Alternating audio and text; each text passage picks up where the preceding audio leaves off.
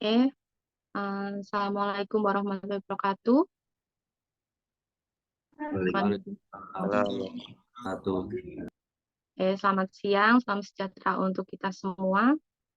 Pohon randu banyak durinya, tangan bermain, kaki melangkah. Sambut siang ini dengan gembira, semoga kita mendapatkan berkah. Amin. Ada yang mau membalas pantun saya ini? Nggak usah, Bu. Kan biasanya orang Jawa Barat jago-jago pantun. Saya aja belajar pantun karena di Jawa Barat ini. Oke, kita sekarang masuk ke pertemuan ke-10 ya. Sebelum UTS itu kan kita sempat nambah materi ya. Jadi sekarang kan kalau UTS terus kemarin masuk satu kali sama Pak Muharam ya. Terus sekarang jadi kita adalah ke pertemuan yang ke-10. Nah, ini karena teman-teman kan sebenarnya belum yang melihat RPS. Nah, di sini saya pengen eh, teman-teman itu sambil lihat RPS-nya. Jadi nanti tahu, oh kita itu akhir itu akan mendapatkan seperti apa sih. Terus minggu ke-10 ini kita tuh akan mendapatkan apa gitu. Nah, kalau di sini kita bisa lihat ini pertemuannya ya 2 sampai 3, 4, 5 sampai 7. RPS ini harusnya udah ada di kampus nih. Nah, ini untuk minggu ke-9 sampai 10 kita itu harus bisa menyelesaikan permasalahan pengelolaan DAS berdasarkan wilayah sungai secara terpadu. Udah paham ya? Kemarin kan juga udah sambil belajar kan banyak sama Pak Muharram juga. Nah, nanti di sini kita akan uh, belajar bagaimana cara memecahkan masalah pengelolaan DAS. Oke, udah ya, lihat sekilas-sekilas aja. Nanti pasti kalau RPS itu akan di-share di kampus. Cuma memang nggak selalu dari awal ya, harusnya kan dari awal kan sebenarnya. Jadi teman-teman tuh bisa menyiapkan, oh nanti tuh saya mau belajar tentang apa aja sih di sini, gitu, biar tahu. Oke, terus kita mau coba lihat materinya, bentar. Bentar. Oh ya, ini semuanya sehat kan? Gimana kabarnya? Lama ya kita nggak ketemu, ada 1 bulan nggak sih? 1 bulanan deh kita tuh nggak ketemu. Ada Ibu. Terakhir Iya ketemu kan? kan minggu kedua puasa, Ibu. Minggu kedua puasa. Sekarang aja udah. Iya 1 bulan ya kira-kira. Oh iya saya mau coba absen dulu. Nurul Hakim ada Nurul Hakim? Hadir, Ada. Bu. Andika ada ya. Rizaldi. Rizaldi yang MBKM bukan?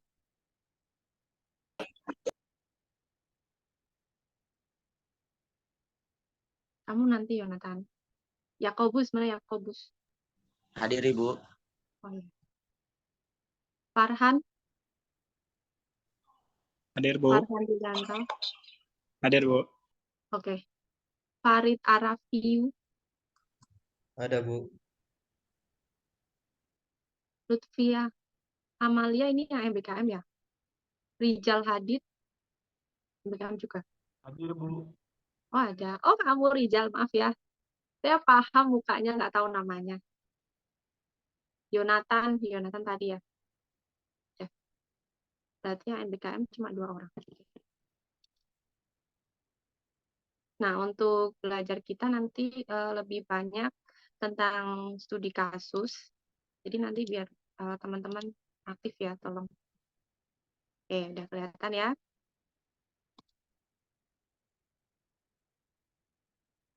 Oke. Nah, sekarang kita mau melanjutkan materi minggu lalu. Kalau sama Pak Muharram itu udah belajar apa aja? Terakhir itu ciri-ciri dasar kritis sama penanganannya, Ibu. Oh, padahal kalau udah kritis tuh kita udah belajar di jurnal dulu ya. Ya kan teman-teman udah jelasin itu das kritis itu yang seperti apa, terus di jurnal ini itu yang termasuk das kritis gitu. Kalau kemarin Pak Muharram bilangnya teknik pengelolaan das. Nah, saya kira setengah Pak Muharram, setengah saya. Terus teman-teman sempat ini nggak sih apa saja bentuk kerusakan das. Udah belajar kan itu? Ya kan? Nah, kalau udah, sekarang coba kalian ini isi. Oke? Nyontek nanti. Ini saya copy di ya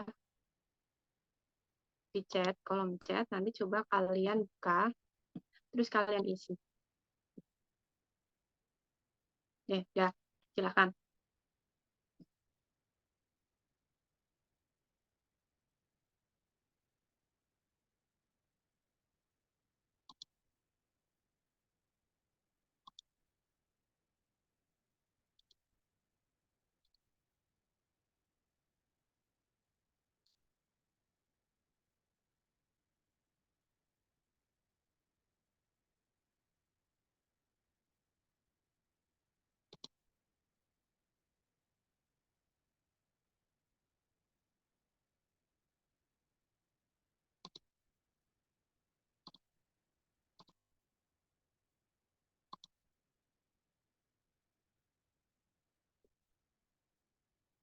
Udah?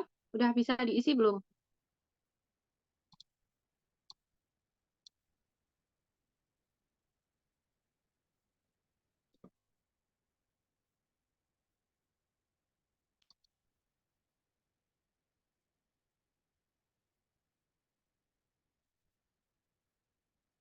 Bentar ya, sambil kalian isi, saya izin bentar aja.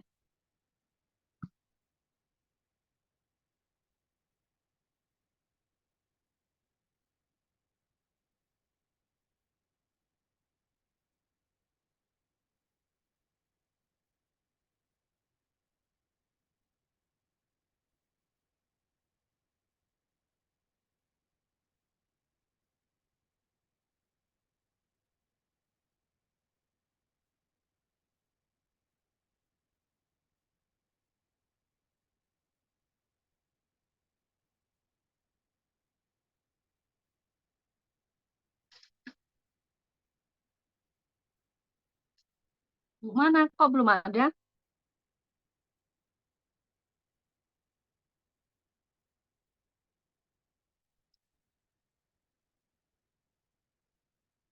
Baru satu itu pasti. Mana yang lainnya?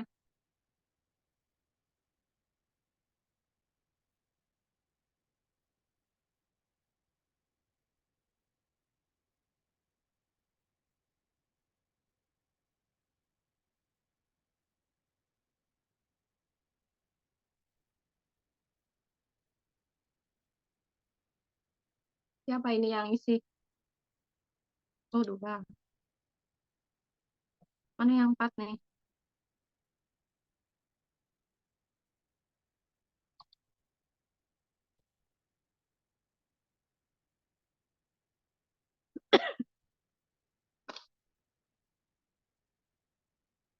Mana yang lain?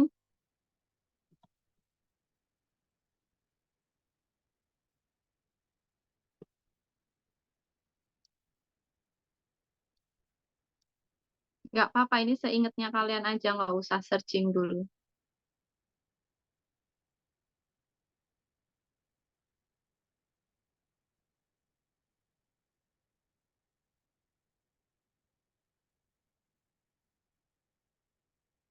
Oke, dua orang lagi.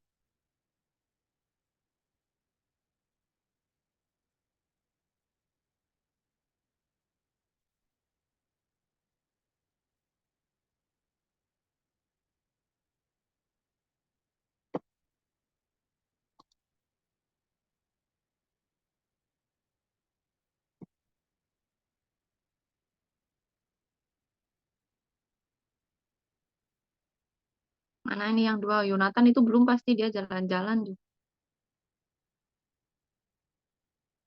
Lagi praktikum Bu, maaf Bu. Oh, itu bisa praktikum sambil kuliah. Kedengeran Bu, tenang aja Bu. Oh, ya udah. Satunya juga nggak lagi praktikum juga itu. Ini siapa nih yang belum? Oh, Lutfia ikut.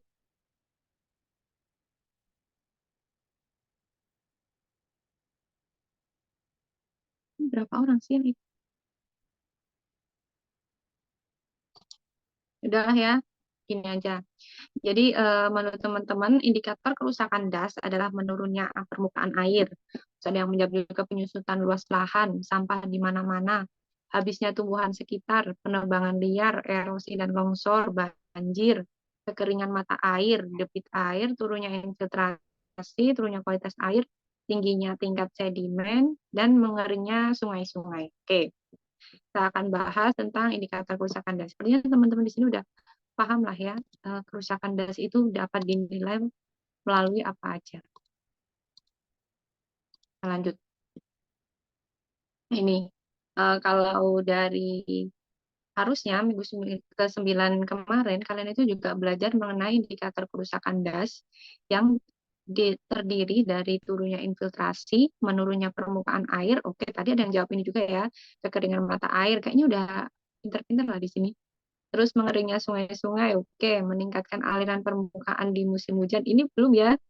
Banjir, pencemaran air, erosi, dan juga longsor. Kalau kita perhatikan, paling banyak itu bisa kita lihat itu sepertinya banjir, erosi, longsor itu yang dampaknya itu sangat besar pada kerusakan das. Oke, kita akan lanjut.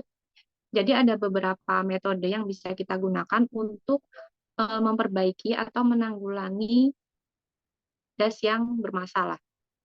Kalau di sini ada metode teknik sipil, jadi nanti ada dua metode yang akan kita pelajari. Kalian jangan sampai terpaku, oh hanya ada dua metode yang bisa kita gunakan untuk pengelolaan daerah aliran sungai. Itu salah ya. Kalian juga bisa mencari, mungkin nanti sumbernya ada di mana-mana. Contoh kita bisa lihat kalau yang negara-negara maju, nggak mungkin cuma dua metode ini yang dipakai. Pasti mereka lebih berkembang lagi dalam penerapan ilmunya. Jadi nanti kita belajar tentang metode teknik sipil sama bahan kimia gitu. Oke, kalau metode teknik sipil ini intinya itu seperti membuat terasering. Namanya teknik sipil, tapi sebenarnya enggak yang kita harus membangun sesuatu gitu, enggak. Itu nanti ada yang pertama adalah pembuatan teras. Jadi kalau pembuatan teras ataupun bisa kita sebut sebagai teras saluran itu tuh, nah terasering yang sangat basic ya. Jadi kita cuma perlu membuat semacam cekungan pada suatu tanah yang memiliki kemiringan di situ ataupun dia itu berada di lereng dengan kedalamannya kurang lebih 30 cm dan untuk lebarnya itu kurang lebih 130 cm. Nah, untuk jarak antara saluran teras satu dengan saluran teras yang lainnya, kalian bisa ambil antara 5 sampai 10 meter. Jadi menyesuaikan dengan kebutuhan lahan yang sedang kalian kerjakan. Bu, kalau seandainya saya itu ada di lereng perbukitan dengan lebarnya itu 50 meter, kira-kira harus gunakan yang mana? Ada nggak yang bisa jawab? Kalau dia itu ada di perbukitan, kira-kira harus menggunakan berapa? Ini kan ada 5 sampai 10. Ayo, siapa yang mau jawab? Farid mungkin? Mungkin lebih dari 10 meter, Bu. Ini kan pilihannya 5 sampai 10. Masa lebih dari 10 meter gimana? Hmm, Jadi kalau kita logika, semakin miring suatu tanah, dia itu kan akan lebih mudah longsor. Apalagi nanti kalau terkena hujan kan. Nah, di sini saluran teras ini kita gunakan untuk dia itu saluran air. Jadi kalau nanti terjadi hujan, dia itu ada saluran air yang mengalirkan air di situ. Jadi enggak air itu menggerus di sini, gitu. Enggak. Jadi nanti dia air mengalir ke sini, terus nanti kan dia akan ke sini, terus nanti semakin turun gitu loh. Nah, semakin miring, kemungkinannya itu pakai yang berapa? Kalau pilihannya 5 sampai 10. Mungkin atau teman-teman ada yang mau bantu?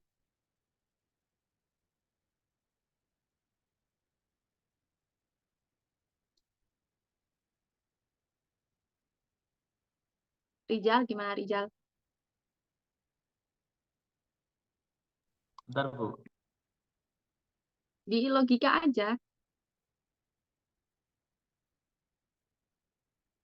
Kalau seandainya mau menanam apa ya? Padi. Padi itu kan dibikin teras ring gitu kan. Nah, semakin miring dia itu, apakah lebarnya saluran teras itu akan semakin kecil atau semakin besar? Semakin besar mungkin Ibu. Kalau semakin besar berarti nanti seandainya kita pakai 10 meter, itu kan lebih jauh ya. Otomatis kalau di sini miring, sebentar saya ganti. Kalau dia miring gini, ih jelek banget, sorry ya, udah gini. Kemiringannya nih 45 derajat, bisa jadi kan? Nah, terus di sini ada saluran terasnya, di sini ada saluran terasnya dengan jaraknya dia pakai 10 meter. Apakah nanti dia tidak mudah longsor?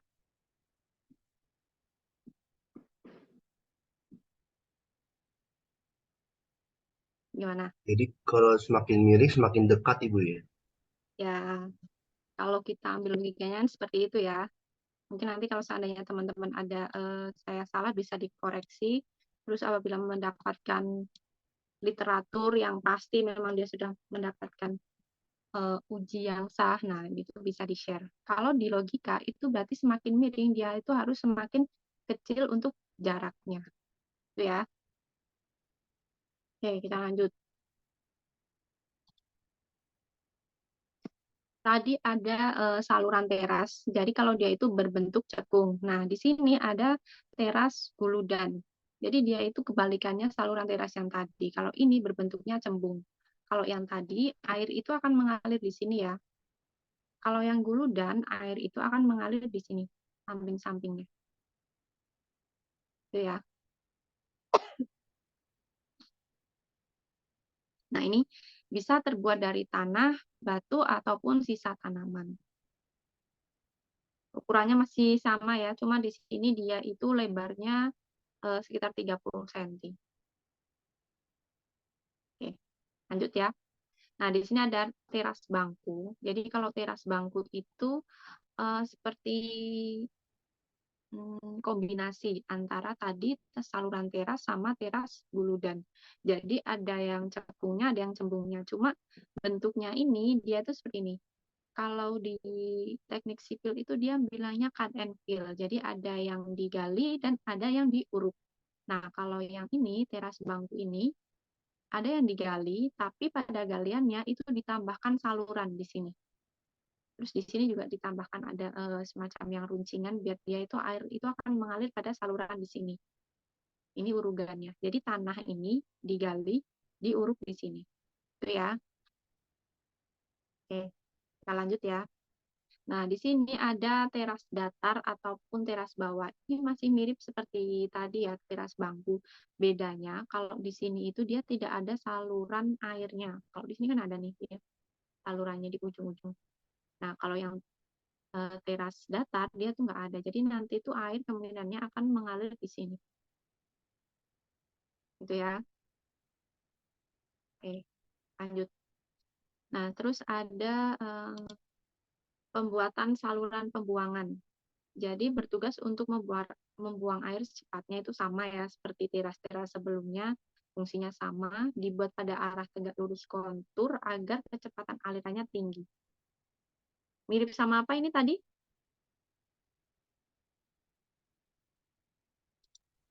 Teras bangku bukan Bu? Ya, betul Farhan. Jadi ini mirip sama teras bangku ya, sebenarnya metodenya itu. Ada saluran peresapannya juga. Saluran air ataupun saluran peresapan sama aja. Oke. Terus lanjut di sini ada pembuatan bangunan terjunan. Jadi dibangun pada saluran yang mempunyai kemiringan besar sehingga mempunyai aliran yang besar. Oh, nggak ada gambarnya. Terus kecepatan yang tinggi ini akan mengakibatkan negatif, yaitu mengikis dan mengerosi dasar dan tebing hingga membentuk jurang. Oleh karena itu, saluran harus dilengkapi dengan bangunan terjunan atau drop structure yang dibuat dari bambu, batu, brojol, ataupun beton. Cuma ini saya nggak dapat ini gambarnya. Lanjut aja ya. Ada juga pembuatan dam pengendali. Jadi kalau dam pengendali itu kayak gini. Nah, kalian pernah jalan-jalan ke waduk kan? kalau di waduk itu biasanya waduk dalam lingkup yang besar, atas ini biasanya di jalan. Nah, kalian bisa nih selfie-selfie di sini. Terus ini airnya, jadi ini waduknya di sini. Kalau waduk itu kan nanti di sini air, terus sini ada saluran airnya, terus air itu akan mengalir di sini. Nah, kalau ini karena kita itu untuk urugan tanah aja, jadi nggak perlu ada saluran airnya. Nah, di sini ada lapisan kedap air. Bisa kalian pakai batu ataupun dengan material lainnya yang bisa kedap air. Terus yang ini, itu urugan, bisa dari tanah maupun batu. Tapi kalau kita seandainya para petani ada di lahan, kalau mau pakai batu, biasanya itu pasti pikir-pikir 2 kali. Ya, batu kan mahal, ngapain pakai batu? Pakai tanah aja. Kan. Karena tanah kan melimpah ruah, mereka nggak perlu nyari. Di situ pasti udah ada tanahnya. Nah, kalau pakai tanah, perlu diperhatikan untuk membuat semacam penutupnya. Tanah, kalau kalian uruk begitu saja, ini nggak ada apa-apanya lagi, pasti dia akan mudah terjadinya longsor. Oleh karena itu, kalian harus di sini tuh ditambahkan semacam tumbuhan yang bisa penguat tanah, itu ada ya, beberapa tumbuhan itu bisa. Makanya kalau kalian lihat di beberapa saluran irigasi, gitu kan biasanya ada tumbuhannya, jadi nggak cuma tanah aja. Kalau enggak ya cuma batu gitu. Kalau batu nggak masalah karena dia pasti akan tetap kuat. Oke, terus ada dam penahan.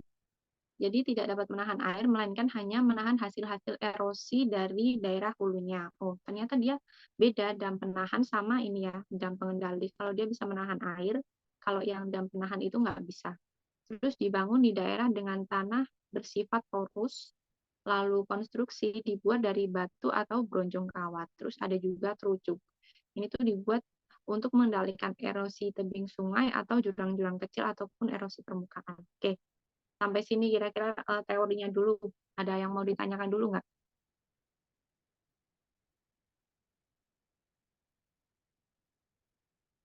Ada yang mau ditanyakan?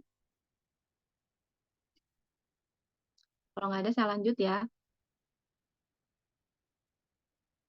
Nah, ada yang bisa jelasin dari gambar ini nggak? Kira-kira dia kenapa sih?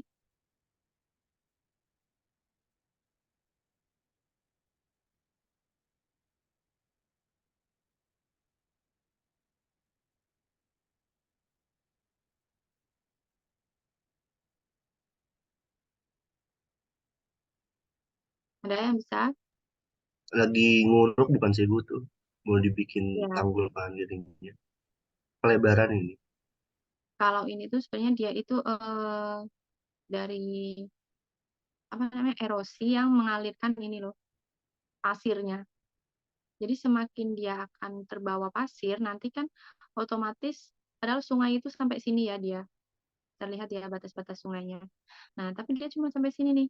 Otomatis kalau sungainya dia cuma sampai sini, itu ketinggian sungai akan semakin tinggi daripada yang seharusnya. Seharusnya kan dia bisa melebar nih sampai sini. Tapi karena adanya sedimentasi di sini, maka sungai itu hanya sampai sini doang nih. Nah, ini akan membuat ketinggian sungai yang bisa berimbas sampai ke hilirnya. Oke, lanjut. Kalau ini,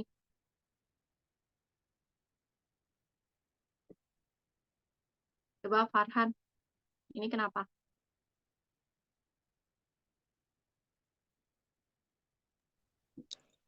Mungkin ini kayak apa ya, Bu? Kayak longsor gitu Bu, buat bendungan kali. Tanggul kayak tanggul buat tanggul sawah. Ya. Masih seputar erosi ini, Farhan, coba perhatikan. Jadi kalau erosi itu kan bisa mengikis tanah yang ada di samping-samping sungai. Nah, ini adalah bentuk dari erosi pada tepi sungai yang kebetulan di sampingnya itu ada persawahan. Coba kalau di sini tidak ada tanggul, padahal ini ada tanggulnya ya, tapi di sini nggak ada nih. Kalau tidak ada tanggul dan dibiarkan, dia semakin lama itu akan semakin meluas. Nanti kalau seandainya terjadi hujan, terus airnya meluap, otomatis dia akan mengikis, mengikis, mengikis lagi, semakin ke tengah. Nanti lama-lama akan berkurang untuk luas lahan pertaniannya. Oke, paham ya?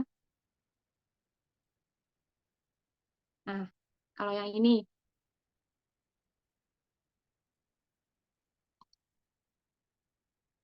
Nurul, apa yang ini? Kamu dipanggilnya Nurul apa Hakim sih? Hakim ya? Panggilannya Nunu, Bu. Oh, Nunu, iya aku pernah tanya. Nunu nih, ini apa ini? Itu longsor juga kan ya, Bu. Berarti Ya, betul. bisa diakibatkan karena si bawahnya, apa namanya nih, yang dekat dengan air ini dikikis-kikis dikit-dikit, entah itu oleh hujan atau air yang dari tadi udah ada, terus meluas lagi sampai ke atas-atas gitu, Bu. Oh, oke. Nah, itu ya contoh dari ini longsor benar Nunu. Jadi seperti kita lihat, padahal di sini dia juga udah menggunakan terasering, tapi ternyata longsornya nggak cuma ada di lahan ini ya, persawahannya aja nih. Ini hampir ke jalan juga kan longsornya. Berarti di sini harus adanya tanggul, oke, yang bisa menahan tanah itu, biar dia itu nggak longsor. Kita hari ini sampai jam berapa? Kalau tadi kan jam 15:00 ya, jam 4:30 ya. Oke, nah ini contoh-contohnya longsor. Jadi dapat disimpulkan kalau dari gambar ini, untuk kita mengantisipasi bencana, untuk longsor itu kan termasuk bencana alam ya. Kadang itu bisa aja karena terjadi hujan yang terlalu banyak intensitasnya. Nah, itu bisa aja mengakibatkan longsor. Padahal kita udah ada nih penanggulangannya, udah ada tanggulnya, udah ada teraseringnya. Ini contoh ya, udah ada teraseringnya juga, tapi tetap terjadi longsor. Berarti perlu adanya bumbu tanggulnya kalau di sini. Oh ya udah, berarti ditambah aja selain terasering, ditambah juga sama mungkin bisa talut. Kalian tahu talut kan? Talut itu penahan yang dari tanah terus luarnya batu. Nah, itu namanya talut. Mana sih? Tadi ada gambarnya. Nah, kayak gini, tapi yang dalam eh, apa? Dimensi yang lebih besar. Itu talut. Ya semacam inilah fondasi, tapi yang besar. Kalau fondasi rumah itu kan kecil. Kita lanjut ya. Nah, kita masuk ke metode kimiawi. Jadi kalau metode kimiawi itu dia memakai zat-zat kimia. Kalau tadi kan kita belajar, oh ya udah terasering, berarti dia dari tanah cut and fill, terus dibikin dam pengendali, itu bisa dari batu, bisa juga dari tanah. Nah, untuk metode kimiawi ini pakai bahan kimia. Contohnya itu bisa pakai bitumin. Bitumin aspal itu sama. Bitumin itu aspal yang dari alam. Kalau aspal itu kan dibikin. Kalau bitumin itu ada, jadi aspal yang dari alam. Terus ada latex juga dan masih ada lainnya. Cuma saya cari gambarnya juga nggak ketemu. Coba nanti kalau seandainya teman-teman ketemu, mungkin ada nih Bu gambarnya. Nyari gini aja nggak ketemu. Nah, ini ada contoh-contoh yang tadi metode teknik sipil. Jadi ini ada dam penahan. Kalau namanya dam penahan itu bawahnya itu kayaknya itu tadi gambarnya kurang deh. Harus ada saluran airnya. Meskipun di situ kecil ya saluran airnya.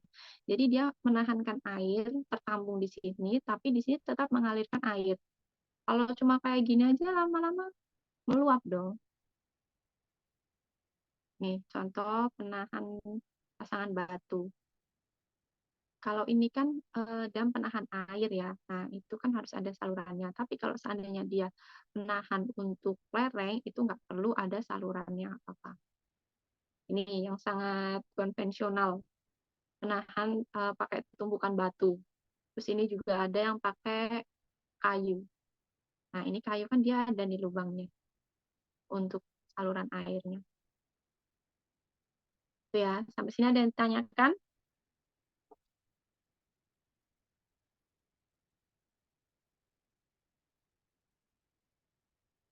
Kita coba lanjut. Mungkin ini udah dikasih sama Pak Muharam, jadi ada pengolahan das dengan apa ini gerhan. Apabila terjadi bencana banjir, kekeringan, tanah longsor, kebakaran hutan maupun lahan, akan terjadi kerusakan. Nah, ini kerusakan yang kemungkinan terjadi itu kerusakan hutan dan lahan otomatis. Terus infrastruktur ataupun aset pembangunan itu seperti jembatan. Kita pasti udah sering lihat ya jembatan yang putus akibat dilanda banjir gitu. Tapi kalau dilanda kekeringan ya enggak. Terus ada juga tanah longsor gitu kan bisa. Kalau kekeringan kira-kira kerusakan apa aja ya?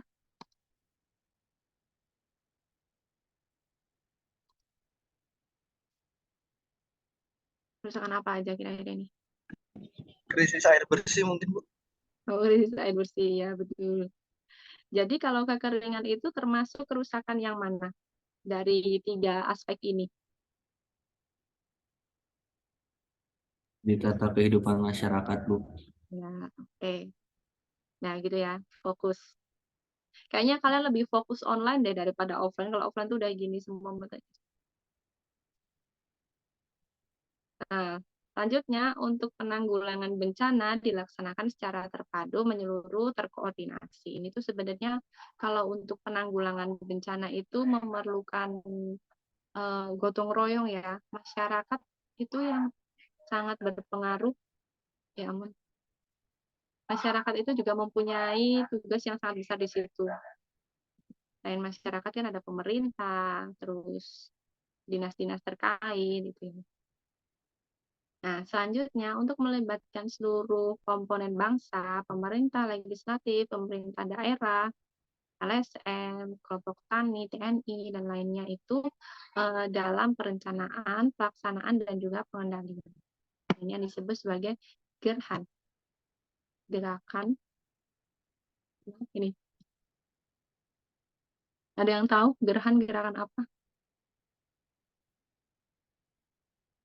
Pengelolaan gitu ya mungkin. Nah, di sini ada, kayaknya kita udah pernah deh buka ini, Master Plan Pengendalian Banjir Kota Medan. Pernah ya? Ini slide ini. Masa sih? Oke. Jadi untuk pengendalian banjir itu ada 3 tahap di sini. Yang pertama tahap jangka pendek itu sekitar 25 tahunan. Itu kita bisa perbaikan Sungai Deli, perbaikan Sungai Serkut, dan pembangunan footway. Sebentar. Bisa habis. Coba ada yang bisa nggak jelasin dulu, saya pernah kayaknya menjelaskan ke kalian kenapa kita perlu untuk melakukan konservasi tanah maupun air. Yang termasuk di dalamnya adalah pengelolaan daerah aliran sungai.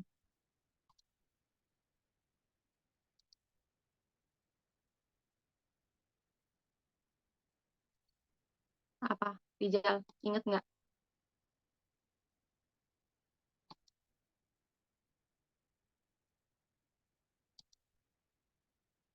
Jadi untuk konservasi tanah maupun air, kenapa kita harus lakukan sekarang? Bisa kita lihat di sini skala proyeknya itu dia bisa sampai 100 tahun. Nah, otomatis kalau 100 tahun apakah kita masih hidup dalam waktu segini? Nabi Muhammad aja cuma sampai umur 65 ya. Nah, apalagi kita kan nggak tahu ya nanti umurnya sampai berapa. Nah, untuk itu pengendalian daerah aliran sungai, terus konservasi tanah dan air itu kan kita persiapkan nanti untuk anak cucu kita. Nah, ini kenapa dia jangkanya sangat panjang. Sebenarnya di dalamnya juga masih sama, ini perbaikan Sungai Deli, nanti kurun waktu 40 tahun juga masih perbaikan Sungai Deli juga, untuk kurun waktu 100 tahun juga masih perbaikan Sungai Deli juga, ya kan? Cuma di sini ada ditambahkan untuk bendungan. Ya, di sini berarti ditambahkan bendungan, pekerjaan bendungan itu tuh benar-benar pekerjaan yang sangat besar ya, mega proyek. Di situ dia nanti akan membuat bendung tadi, seperti dam pengendali tadi. Sebenarnya konsepnya seperti itu, tapi dalam lingkup yang sangat besar. Nah, untuk bendungan sendiri itu digunakan untuk menyimpan air maupun untuk kita mempersiapkan air agar dia itu merata. Jadi pada musim kemarau tidak kekurangan, pada musim penghujan tidak kelebihan. Nah, itulah kenapa kita harus melakukan pengendalian. Oke.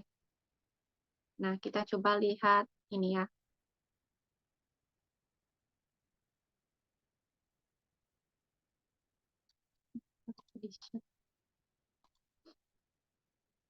Coba kalian lihat video ini, nanti kira-kira apa saja yang bisa dipelajari dari video itu.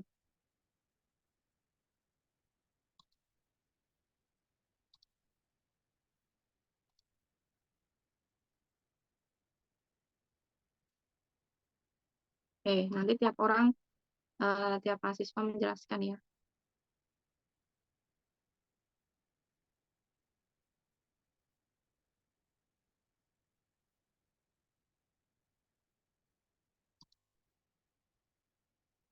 Tapi ada suaranya nggak ya? Itu laptopnya error. Saya bikin ini ya, pakai subtitle aja kalau suaranya seandainya tidak ada.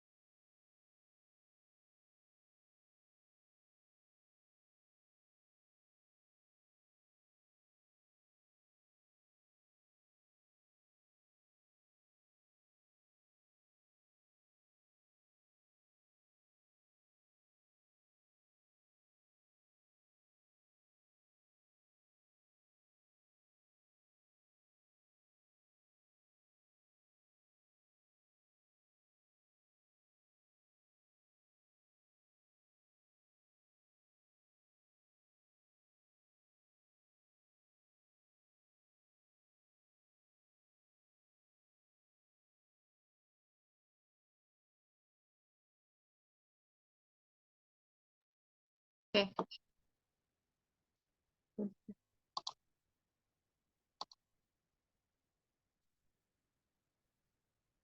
Oke, coba dari video yang nggak jelas itu, apa yang bisa kalian tarik kesimpulan? Farhan, apa yang kamu dapatkan dan lihat video itu?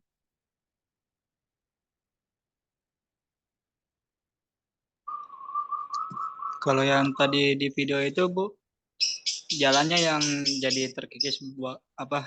Jalan akses jalannya terkikis sehingga bagian bawahnya itu jadi kosong, jadi gampang rusak, Bu. Oke, kasih. Selanjutnya Rijal. Rijal yang mana Bu? Rijal dia atau Rijal saya? Emang iya ada dua Rizal? Rizal sama Rizal siapa? Rizal kamu lah, Rizal Hadid. Oh iya, baik.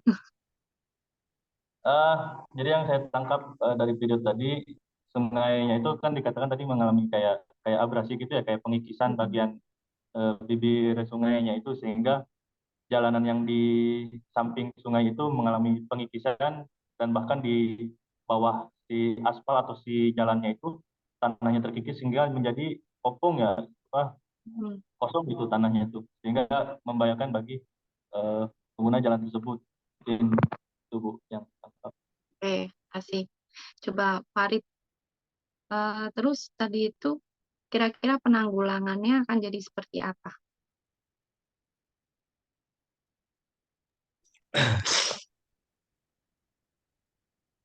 Eh, menurut saya tadi sama sih kayak Farhan. Eh, jadi bagian bawahnya tuh amblas ya Bu, ya. Mm-mm. Terus penanggulangannya gimana? Penanggulangannya Menurut kamu aja. hmm,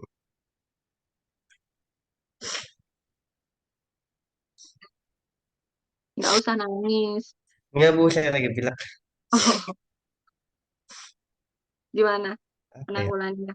Dari tadi kan kita udah belajar nih ada beberapa cara untuk pengelolaan ini ya. Sebenarnya itu bukan salah satu penanggulangan sih, tapi lebih ke perencanaan. Nah, tapi ada nih beberapa itu yang bisa digunakan untuk penanggulangan apabila dia sudah rusak seperti tadi kena abrasi, kena erosi, terus longsor, itu kan ada. Udah ada disinggung. Kira-kira apa kalau menurut Farid? Hmm, apa ya?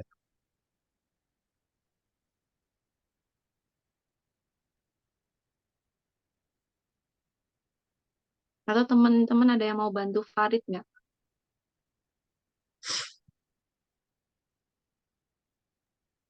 Aku mau nyoba jawab. Ya, boleh. Dulu.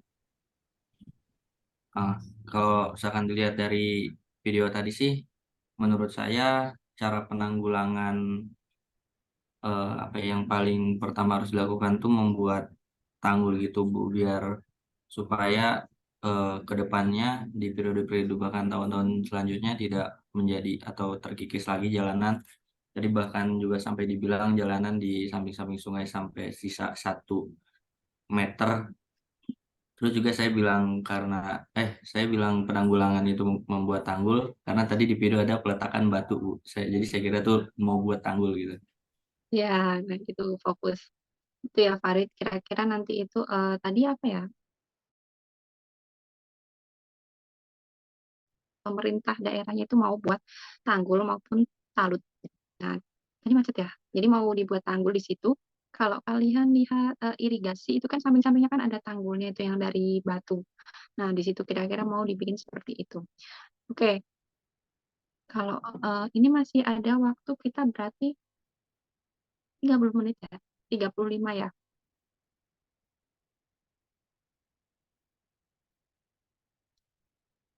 Cepet banget ya. Nah, saya pengen coba kita belajar sendiri-sendiri. Nggak sendiri-sendiri sih. Kita belajar bareng-bareng. Mana tadi? Nah, kita kan tadi udah belajar ada lihat gambar, terus ada juga video. Nah, coba kalian cari berita aja tentang kerusakan das.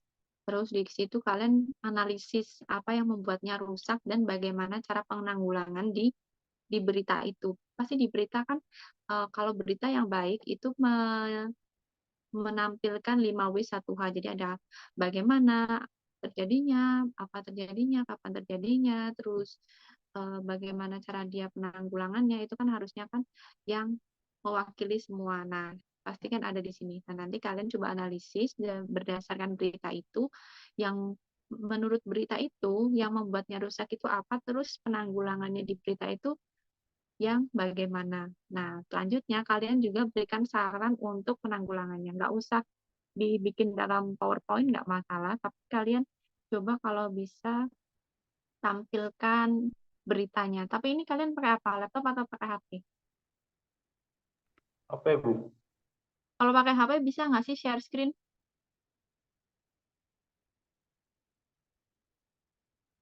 Bisa kan? Nih ada share-nya. Saya juga satunya pakai HP nih. Ada kan?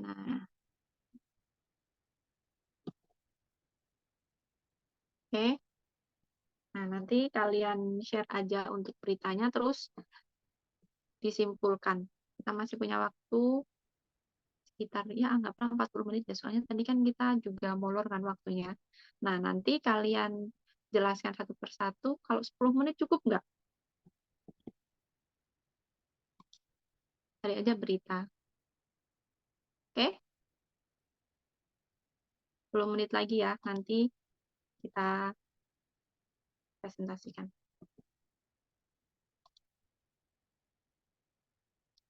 Gimana kalau nanti presentasinya urut sama absennya? Bentar, saya lihatin absen dulu.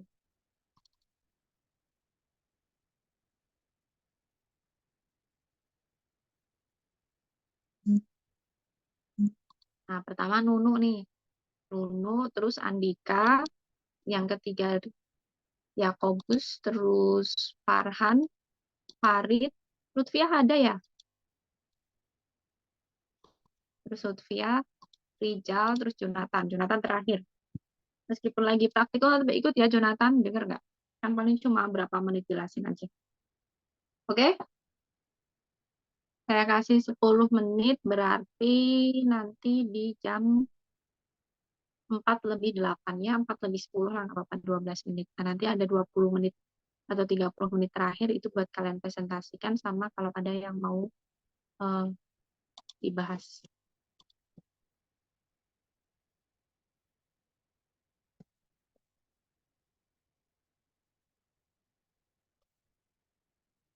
Gitu ya.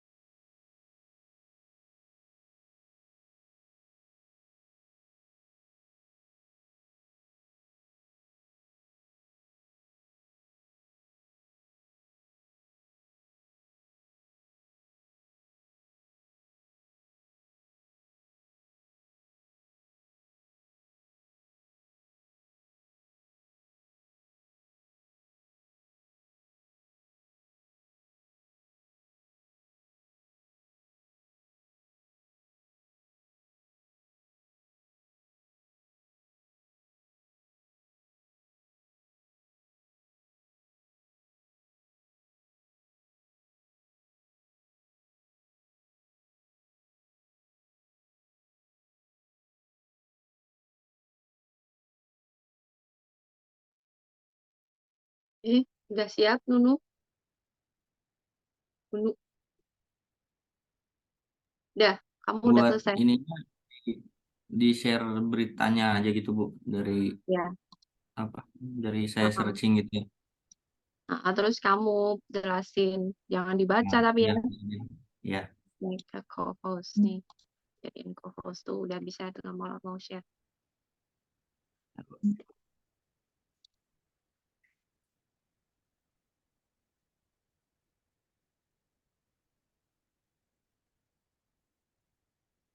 Udah kelihatan belum Ibu dan Ya, teman-teman semuanya? sudah.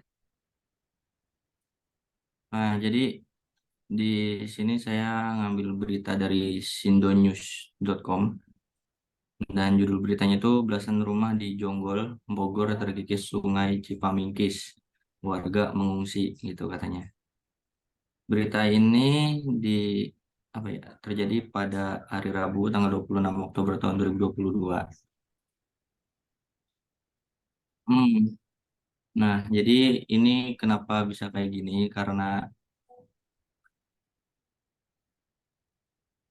pada saat itu aliran Sungai Cipamingkis itu sangat deras yang mengakibatkan rumah-rumah yang berada di pinggiran Sungai Cipamingkis itu terdampak longsor yang dihasilkan dari tingginya atau derasnya aliran Sungai Cipamingkis tersebut. Di sini pada pada apa namanya? Pada berita ini disebutkan bahwa mana ya? Nah, ada 13 unit rumah warga di pinggiran sungai terdampak. Jadi selain 13 unit rumah ini ada juga 14.200 meter sawah milik warga sekitar yang ikut terdampak. Terus ada satu musola rusak berat, hilang hingga terbawa arus. Selain 13 unit rumah dan 14.200 meter lahan sawah tadi, selain itu ada 22 rumah yang kemungkinan akan terancam terdampak juga ketika bila terjadi arus deras dari Sungai Cipamingkis lagi. Dan pada saat itu terdata ada 14 kakak yang mengungsi. Kemudian di sini disebutkan juga pada saat ini nggak tahu ya udah 1 tahun. Pokoknya mungkin pada saat itu bagian tanah yang bergeser atau terkikis masih terus bergerak hingga dibutuhkan penanganan lebih lanjut dari instansi terkait. Karena dikhawatirkan ketika arus Sungai Cipamingkis kembali naik, bagian bibir sungai semakin berdampak kepada masyarakat. Gitu. Kemudian di sini juga ada eh, yang berkata siapa ya? Kata Aris, ini dibutuhkan pembangunan bronjong untuk penanganan dan ya untuk penanganan tersebut dibutuhkan pembangunan bronjong serta aliran sungai baru sepanjang kurang lebih 300 meter oleh pihak terkait karena ketika arus sungai naik abrasi pada bibir aliran sungai terus terjadi itu tutupnya. Nah, beritanya cuma Oke. segitu, Bu. Ya, nggak apa-apa. Itu kan tadi sudah mewakili pertanyaan 1 sama 2 ya, karena di situ Hmm. suruh nyari berita. Yang kedua analisis kan, analisis tentang terjadinya itu karena apa, sama kalau di berita itu penanggulangannya itu seperti apa. Nah, yang ketiga pendapat kamu nih, pendapat kamu menurut kamu penanganan di situ sudah tepat belum? Kalau itu kan Aris dia menuturkan kalau harus dibuatkan Buat bronjong. bronjong. Nah, menurutmu gimana itu? Atau harus Kalau dibikin menurut apa saya, sebenarnya? ah, ayo Bu. Kalau menurut saya meninjau dari penjelasan yang tadi sebelumnya Ibu jelaskan, pembuatan bronjong ini saya rasa sudah cukup sesuai. Karena kan pembangunan bronjong ini dimaksudkan untuk penahanan arus air sungai supaya tidak terlalu deras ketika volume air sedang tinggi atau intensitas hujan sedang tinggi gitu. Kemudian di sini juga ada aliran sungai baru. Mungkin ini dibutuhkan juga karena jika hanya sebatas pembangunan bronjong, mungkin saja di tahun-tahun berikutnya akan terjadi yang serupa atau bahkan lebih parah. Dan mungkin juga sini dikatakan harus ada aliran sungai baru karena dirasa jika berunjung saja ada kemungkinan tidak bisa apa namanya menahan atau Menghentikan mengatasi airnya.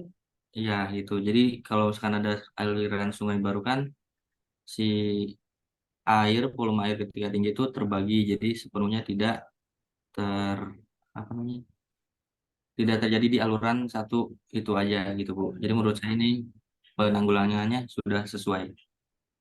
Oke, makasih Nurul.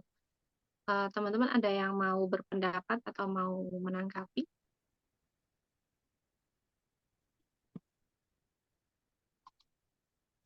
Ini kok lama-lama orangnya hilang-hilang gitu ya, udah cuma tinggal 4. Yang lain ini kemana?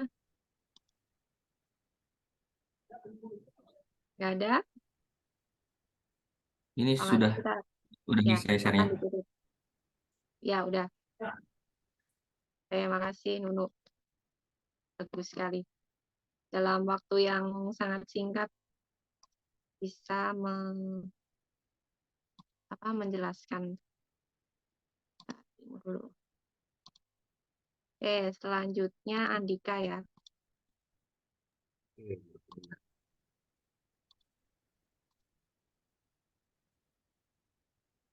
Salah. Mal Farid, sorry. Bentar ya.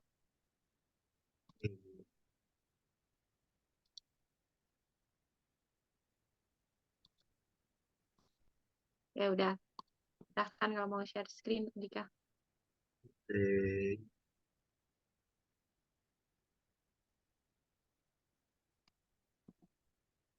Kita lihat belum Ibu? Masih loading ya.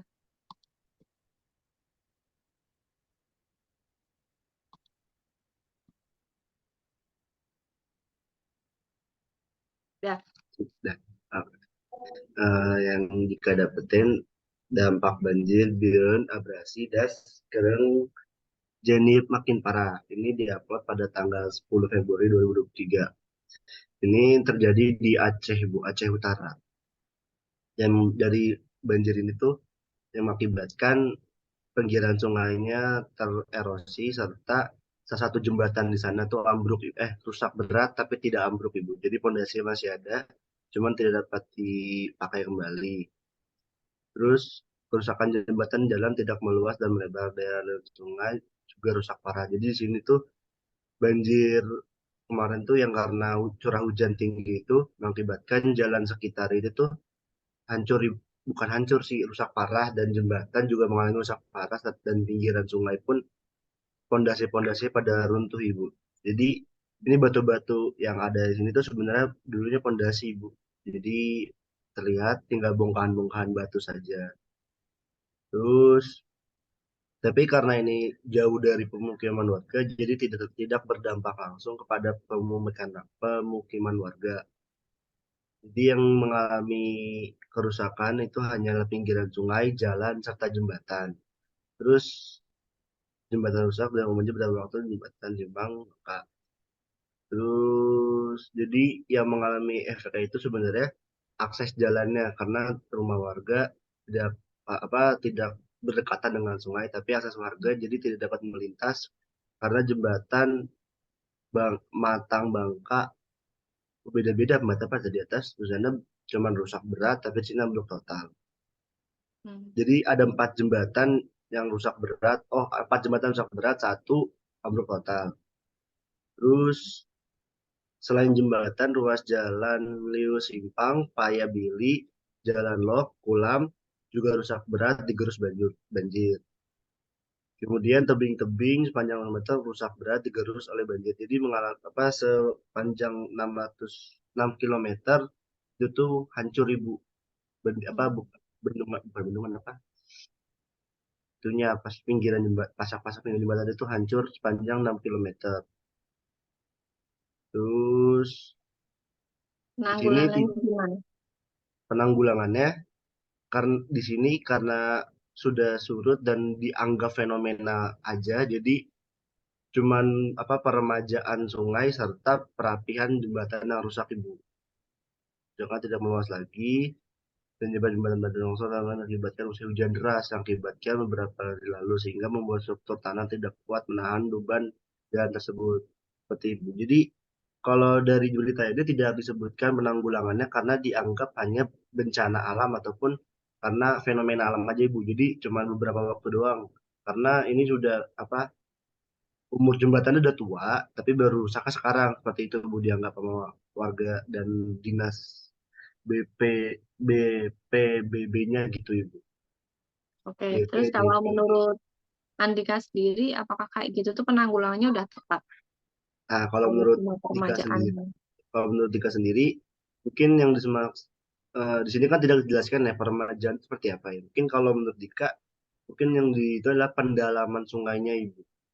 Karena sungai ini karena mungkin sudah lama dan numpuk lumpur di bawah, yang artinya airnya kan bakal terus naik. Nah, kalau emang mau di permajaan, yang artinya sungainya diuruk lagi, didalamin lagi, biar tanggul-tanggul yang di atas ini sebenarnya tuh nggak setinggi ini, sebenarnya lebih tinggi, lebih dalam lagi seperti itu Ibu. Jadi tidak perlu apa ya bendungan sih apa tanggulan-tanggulan yang terlalu besar, tapi sungainya diperdalam aja dan diperlebar gitu. Karena impactnya memang nggak ke rumah, tapi kan ke akses jalan, jadi memperhambat semua aktivitas warga seperti itu Ibu. Ya, oke. Oke, teman-teman ada yang mau berpendapat? Kalau saya lihat dari gambarnya itu batu-batu yang dia tuh sampai ikut hanyut ya, di situ tergerus juga oleh air banjirnya.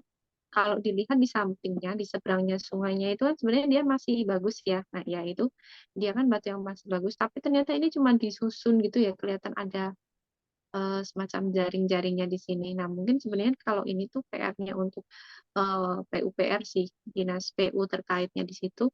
Karena di sini kalau cuma dijaring aja, dia cuma dipasang, terus dikasih jaring-jaring gitu aja kan pasti dia juga nggak akan kuat. Apalagi kalau seperti kita tahu meskipun dia hanya bencana, dalam kurun waktu nggak ada setahun lah ya ini, beberapa bulan ke belakang aja kita sudah mendapatkan beberapa kali yang hujan berapa hari ternyata dia itu ada siklus apa itu namanya yang angin membawa hujan itu yang sampai Karawang banyak yang banjir juga.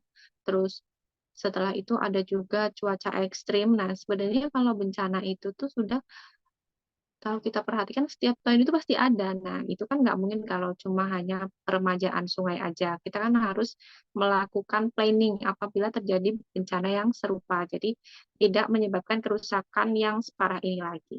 Gitu. Oh ya, sekalian sama saya mau menambahkan tadi materinya Nunu juga, kalau itu kan dia malah sampai ke rumah warga ya. Nah, itu sebenarnya sungai itu dia punya daerah sepadan yang harus ada beberapa meter dari sungai. Nah, ini kenapa kalau di sini dia aman karena tidak ada rumah warga yang di samping-samping sungai. Jadi tidak ada rumah warga yang terdampak oleh banjir kan, ataupun abrasi yang terjadi. Nah, kalau seandainya di sini ada rumah, pasti juga dia akan terdampak kan. Nah, mungkin di Aceh ini udah bagus karena dia pemukiman itu ada berjarak dari sungai. Nah, jadi yang terdampak itu jembatannya. Tapi otomatis kalau seandainya jembatan cuma satu, otomatis warga itu sangat terdampak karena untuk akomodasi nanti dia nggak bisa, mengirimkan bahan makanan juga nggak bisa. Jadi di sini harus ada penanggulangan yang cukup baik. Oke, untuk Andika sudah baik. Close untuk Andika. Oke, Terima kasih next. Ibu. Ya, Tutup Ibu ya. ya, bentar. Selanjutnya siapa ya? Yakobus. Ada kan? Tadi ada deh. Hilang orangnya.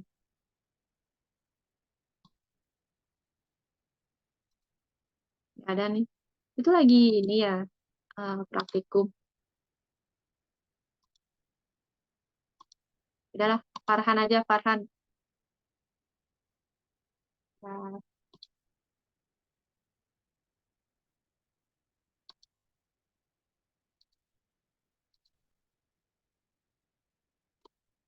silahkan Farhan.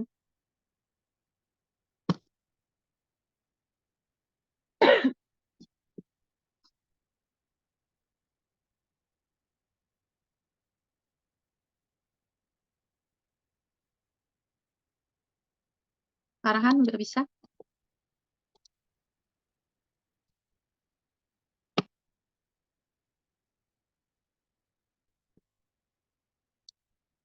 Mana nih Farhan?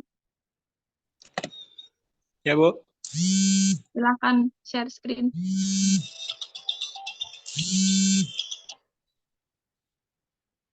Bentar, Bu. Gimana, Bu? Itu ada di sebelahnya reaction, sebelahnya kan ada share. Nah, kamu share itu.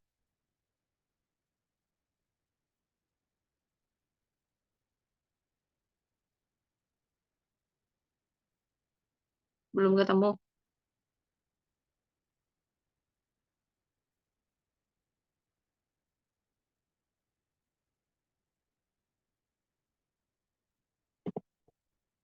Udah belum?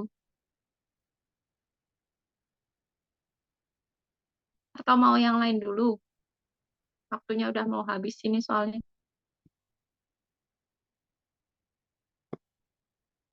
Nah, Farhan itu siapa? Jal.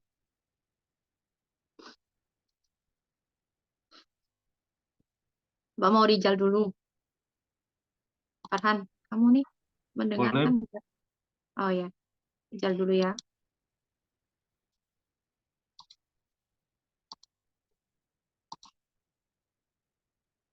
Oke, silakan Rijal. Rijal Hadid ya.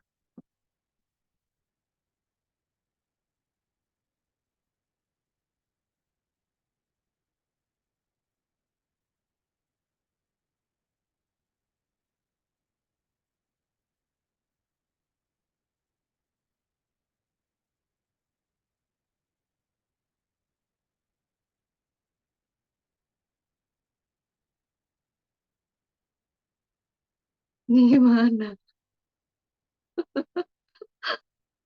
Nah, ya itu mungkin.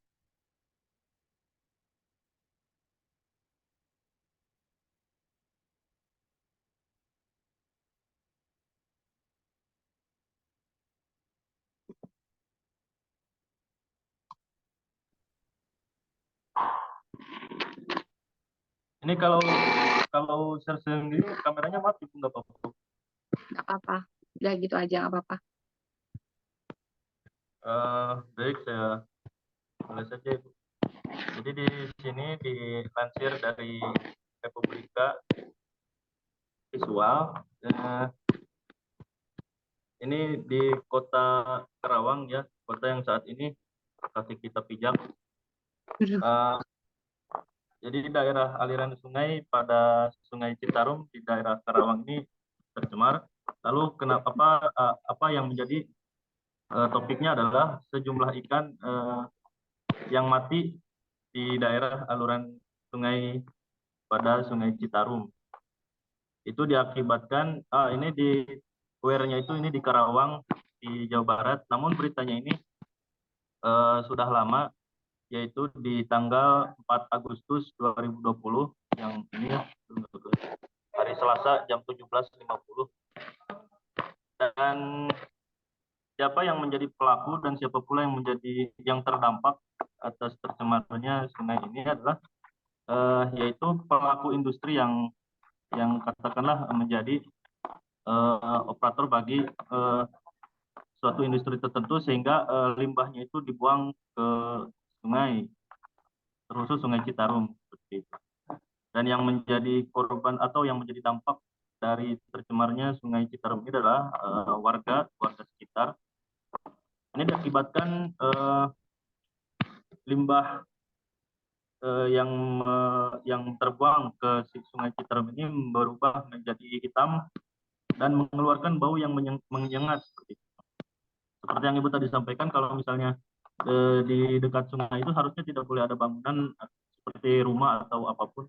Hanya saja kalau di Karawang itu saya rasa justru lebih banyak rumah di samping sungai,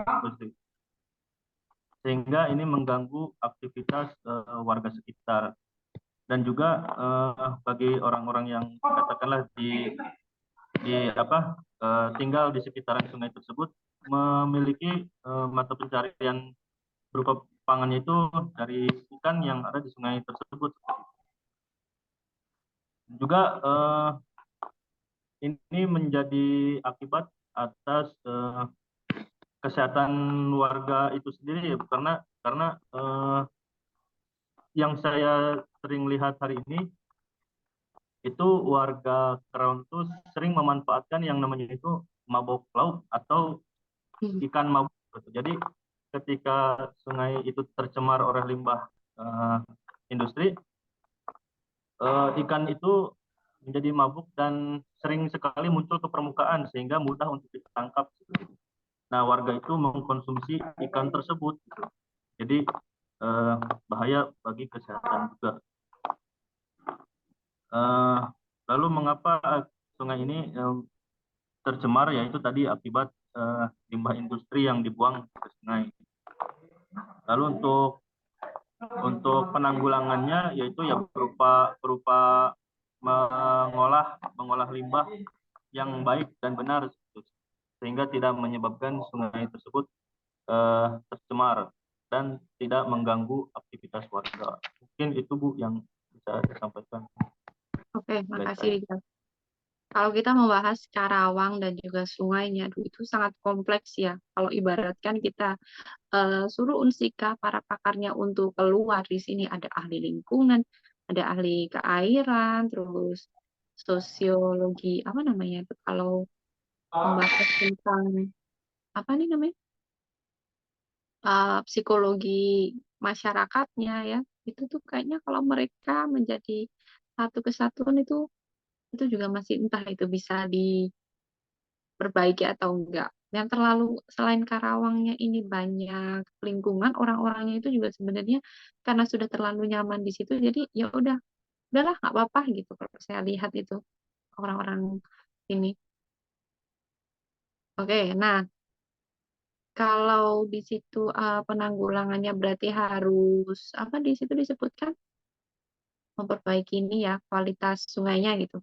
Terus kalau menurut Rijal penanggulangan itu apa udah sesuai apa belum? Eh, Seharusnya setiap pelaku industri itu kenal yang namanya AMDAL nggak sih Bu? Apa kayak analisis mengenai dampak lingkungan. Ya Mungkin harusnya tahu ya.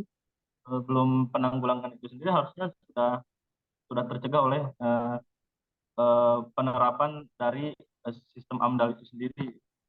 Hanya saja kalau misalnya sudah terjadi seperti ini ya mungkin eh, yang bisa dilakukan untuk mencegah ke depannya itu ya memperingati pelaku industrinya itu Bu, baik dari pemerintahan ataupun tokoh masyarakat tersebut.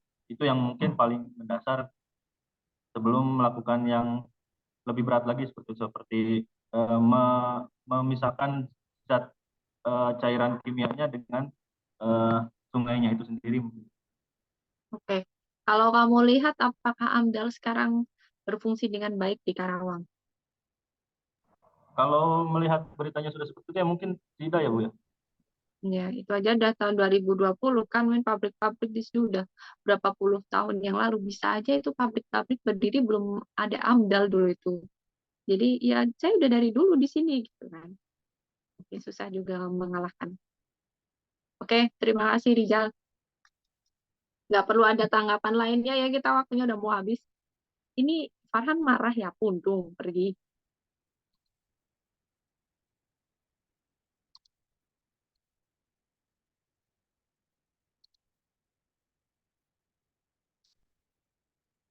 Ya udahlah, Farid, kamu udah siap mengemban tugas terakhir ini. Ya kan kamu belum kan? Iya, Bu. Tapi saya dari YouTube, Bu. Oh nggak apa-apa, bebas. Oke.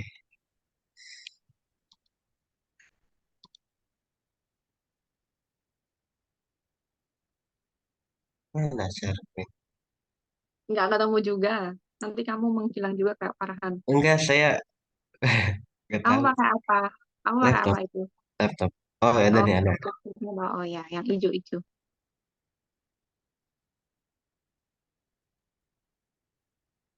Ada gak, Bu? Lagi loading. Sudah.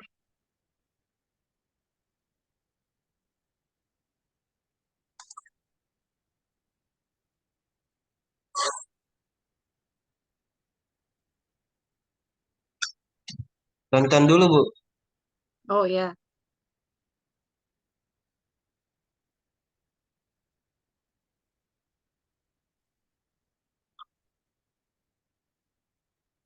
diaktifkan subtitlenya aja kalau suaranya nanti daripada ribet nyari ini Oh suara. iya, Oh, tidak tersedia. iya nggak bisa Bu. Ya udahlah, kamu aja yang jelasin. Ya udah, berarti nggak usah nonton, langsung jelasin. Ya sambil kamu jelasin sambil ini dihidupin aja. Nah, gitu. Tapi suaranya ini kedengeran nggak yang di YouTube? Enggak. Yang lain kedengeran nggak?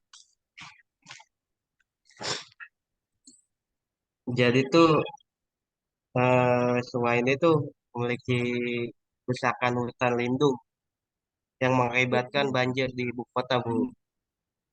itu sungai di mana? Sungai di hulu, di bagian Bogor. Lanjut.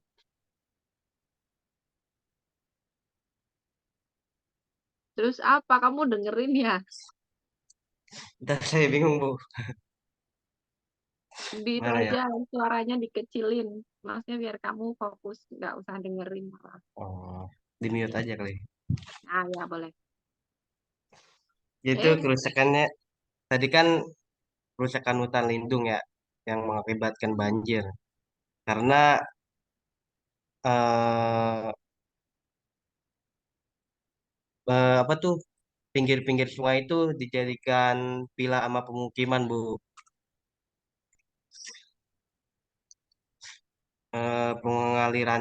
Pengelolaan aliran sungainya kurang baik. Terus vegetasi tutupan, karena kalau tutupannya kurang, waktu hujan karena menjadi banjir dan waktu kemarau menjadi kering, Bu. Terus eh, saran, nah saran ya ini Bu ya. apa penanggulangannya di situ pemerintah itu tahun berapa itu? Ini tahun 2013 Bu. Ya, tahun 2013 tuh penanggulangannya bagaimana? Kata ini tuh, Kata Pak Menteri. bentar. Iya, kata Menteri tuh memperluas hutan lindung dan ruang terbuka hijau, Bu. Oke. Nambahnya. Terus di mana ya? Nah, Sebenarnya bagus ya itu berita tahun 2013 rencananya mau memperluas hutan lindung sama apa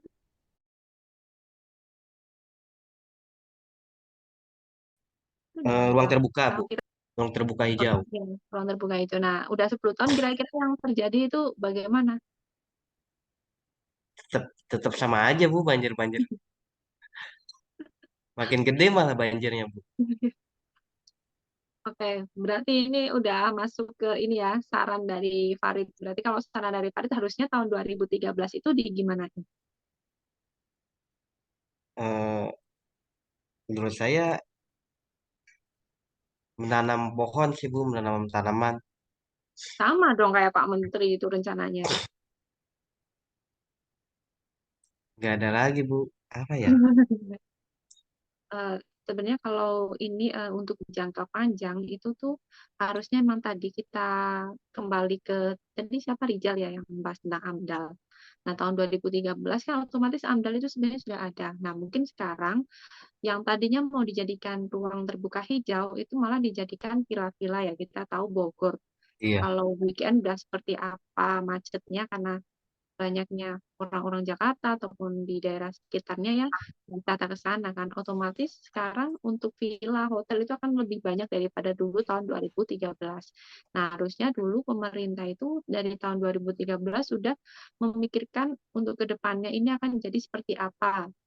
Otomatis kalau seandainya dia punya perencanaan yang cukup bagus, itu tidak akan lebih buruk dari yang 10 tahun yang lalu. Kalau Tapi, AMDAL itu sudah diterapkan ya. iya. Ya, Tapi udah. sekarang kan udah 2000 berapa ya buat tanggul gitu ya, Bu, ya, di Udah. Citarum ya? 2023. Oh, tanggulnya. Iya. Tetap aja, Bu, buat tanggul gitu. Tetap masih bisa banjir.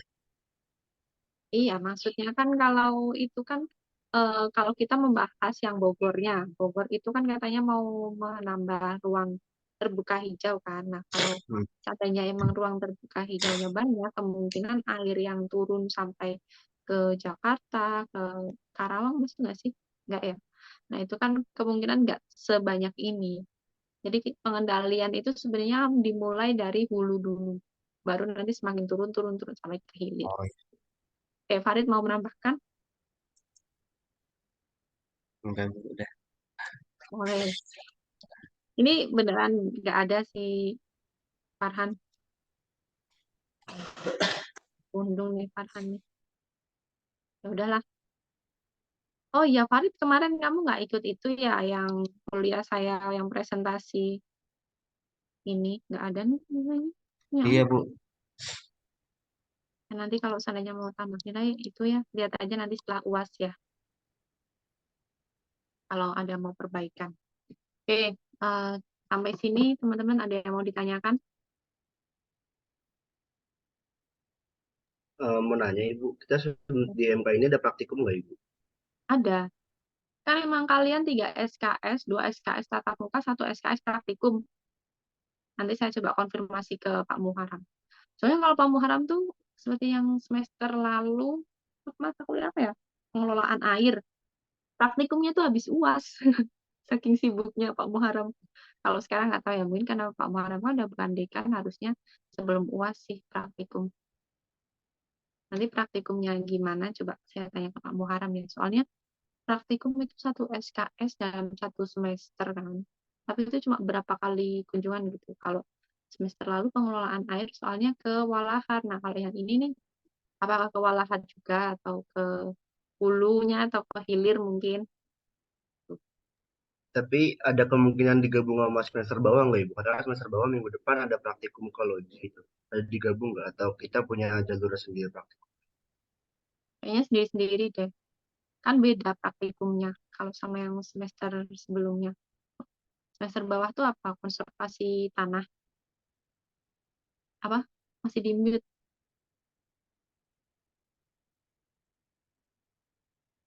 Andika, kamu bilang apa? Semester bawah itu MK apa tahu nggak? KTA Ibu, bareng Pak Agus kalau nggak salah. Oh iya berarti konservasi ya. Tapi itu tapi Pak Muara belum ngabarin. Coba nanti saya tanya ini. Nanti saya WA-kan. Oke, lainnya ada yang mau ditanyakan? Ada? Kalau nggak ada, saya tutup untuk perkuliahan hari ini. Kita ketemu lagi minggu depan. Minggu depan berarti sesuai jadwal itu Senin ya? Iya Senin Ibu, atau Senin? Senin. Senin jam siang. Oke, di offline aja. Oke, sebelum kita ini live semuanya, bisa mungkin foto bareng-bareng dulu. Oke, bentar-bentar. Saya buka itunya dulu.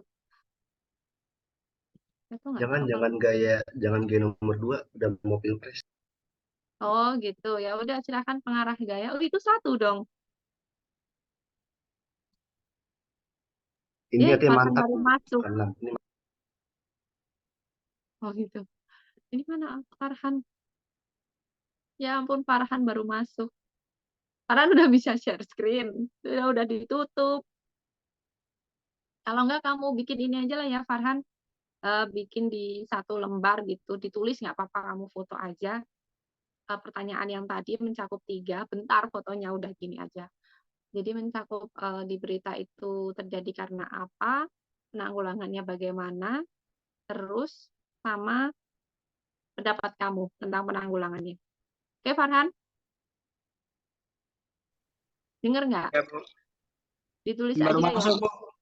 Ya, Ya, ditulis aja nggak apa kirim ke saya. Oke, ya, Bu. Ya, Bu. sekarang kita foto bareng-bareng dulu. Gimana nih gayanya mau gimana? Oh gitu. Bapak-bapak banget ini. Ini ya. 1, 2, 3. Oke, simpan dulu. Ini ada nggak sih sebenarnya yang share screen lebih efektif gitu? Itu print screen pasti terus ini. Emang tadi Farhan belum ikut? Oh tadi kamu belum kelihatan Farhan.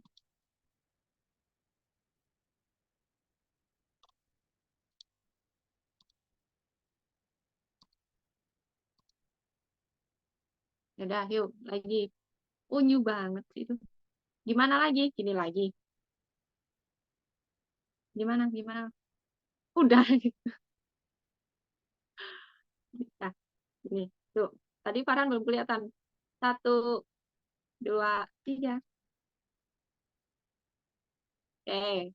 Terima